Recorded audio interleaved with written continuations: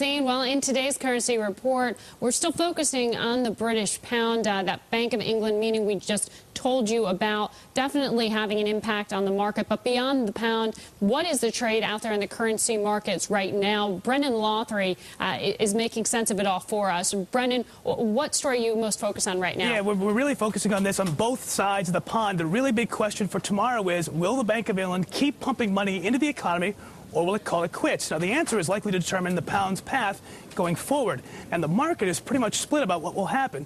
We've surveyed primary dealers, firms that bid during the UK government debt auctions, and a majority of those firms say the central bank will stop the quantitative easing program. But some predict the BOE will expand the program, buying bonds and other securities to boost banks' lending. So, how to trade the Britain's currency going into the big day? I'll give you two scenarios. First, if the central bank stops the program like the majority of dealers predict, that would be a bullish sign for the pound, signaling the central bank is optimistic about the economy. Also, it would cut off the flood of pounds being pumped into the system, which dilutes the currency's value. Now, if the bank does tap the extra 25 billion pounds authorized to buy securities, that would be bearish for the pound.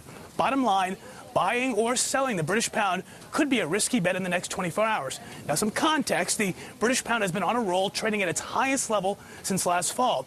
Callium, one of the most bullish forecasters that we've surveyed, and in a note out today, their strategists say even bulls like ourselves would be reluctant to be aggressively long going into tomorrow's meeting, Margaret. Thank you so much, Brendan Lothry. And you can find all the latest currency news for yourself at Bloomberg.com.